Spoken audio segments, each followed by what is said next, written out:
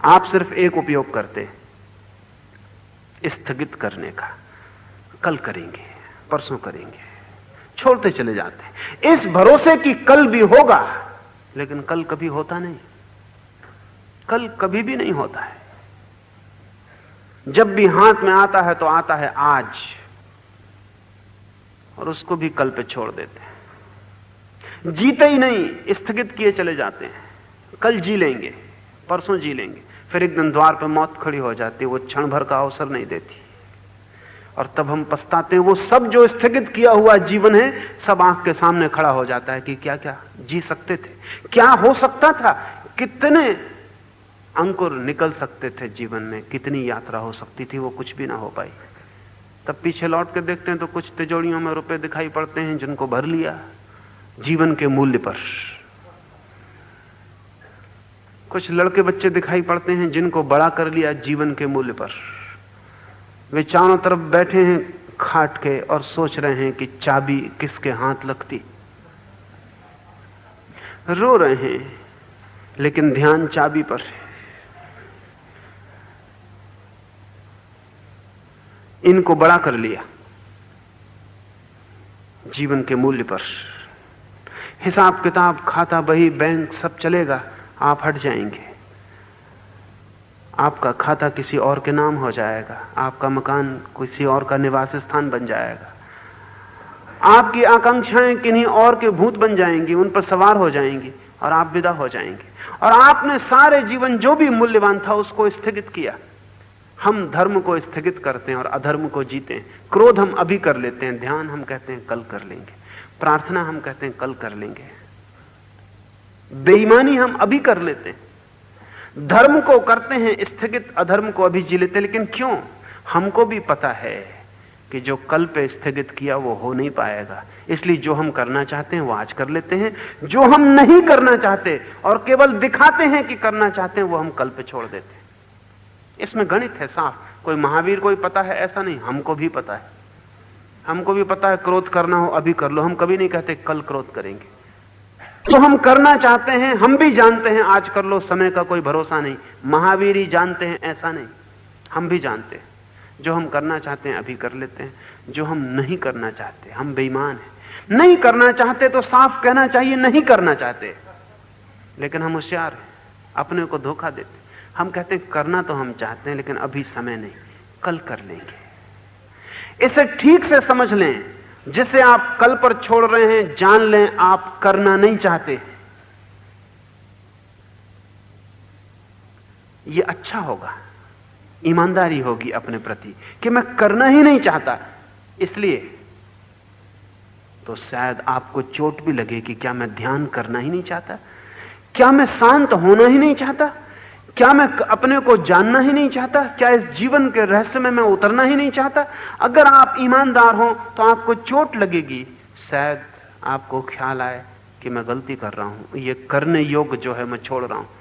होशियारी ये है कि हम कहते हैं करना तो हम चाहते हैं, कौन मना कर रहा है। मेरे पास लोग आते हैं वो कहते हैं साधना में तो हम जाना चाहते हैं, कौन मना कर रहा है, लेकिन अभी नहीं। यह तरकीब, इस तरकीब में उनको यह नहीं दिखाई पड़ता कि जो हम नहीं करना चाहते उसे हम भ्रम पाल रहे हैं कि हम करना चाहते हैं। महावीर कहते हैं काल है निर्दयी और शरीर दुर्बल। काल पर भरोसा नहीं किया जा सकता, उससे हमारा कोई संबंध नहीं है, और शरीर है दुर्बल। शरीर पर हम बहुत भरोसा करते हैं, शरीर पर हम इतना भरोसा करते हैं जो कि आश्चर्यजनक है। क्या है हमारे शरीर की क्षमता, क्या है शक्ति? 98 डिग्री गर्मी और 110 डिग्री गर्मी के बीच में 12 डिग्री गर्मी आपकी क्षमता है। इधर जरा नीचे उतर जाएं, 95 डिग्री हो जाए, फैसला हो गया। उधर जरा 110 के करीब पहुंचने लगे, फैसला हो गया। 12 डिग्री गर्मी आपके शरीर की क्षमता है। उम्र कितनी है आपकी? इस विराट अस्तित्व में जहां समय को नापने के लिए कोई उपाय नहीं है, वहां आप कितनी देर जीते? 70 वर्ष, 80 वर्ष, कोई 100 वर्ष जी गया तो चमत्कार है। 100 वर्ष हमें बहुत लगते हैं। क्या है 100 वर्ष इस समय की धारा में? कुछ भी नहीं, क्योंकि पीछे है अनंत धारा जो कभी प्रारंभ नहीं हुई, और आगे है अनंत धारा जो कभी अंत नहीं होगी। इस अनंत में 100 वर्ष का क्या है अर्थ? इस 100 वर्ष में भी क्या करेंगे? वैज्ञानिक हिसाब लगाते हैं तो आदमी 8 घंटे सोता 24 घंटे में, 4 घंटे खाना पीना, स्नान, कपड़े बदलना उसमें व्यय हो जाते, 8 घंटे रोटी कमाना,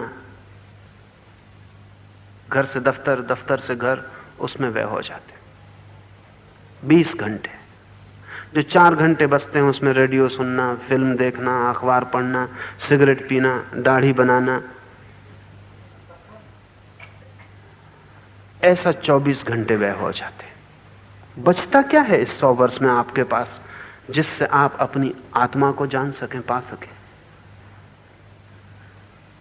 अगर आदमी की कहानी हम ठीक से बांटें तो बड़ी फिजूल मालूम पड़ेगी। A tale told by an idiot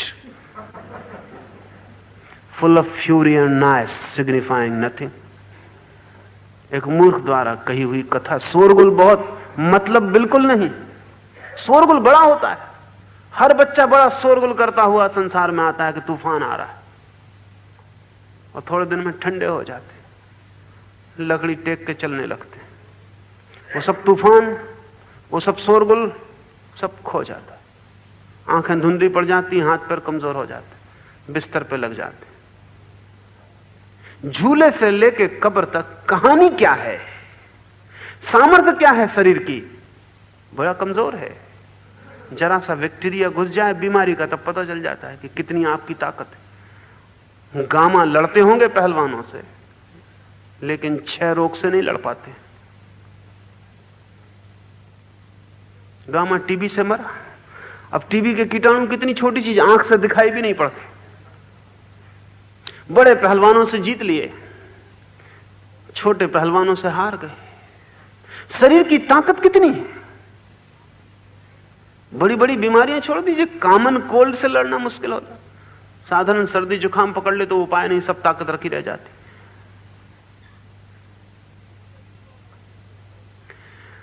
इस शरीर को अगर हम भीतर गौर से देखें, इसकी क्षमता क्या है? हड्डी, मांस, मज्जा, इसका मूल्य कितना है? वैज्ञानिक कहते हैं 5 रुपए से ज्यादा नहीं, वो भी महंगाई की वजह से, आपकी वजह से नहीं।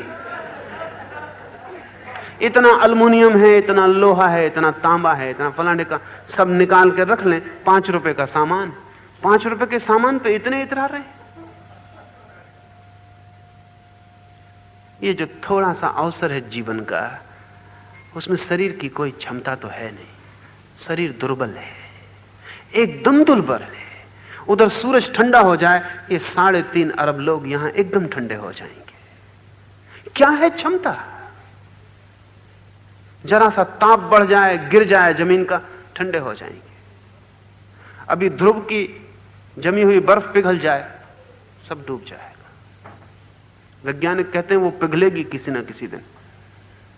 अगर ध्रुव प्रदेश में जमी हुई धूप किसी भी दिन पिघल गई तो सारे समुद्रों का पानी 1000 फीट ऊंचा उठ जाएगा, सारी जमीन डूब जाएगी।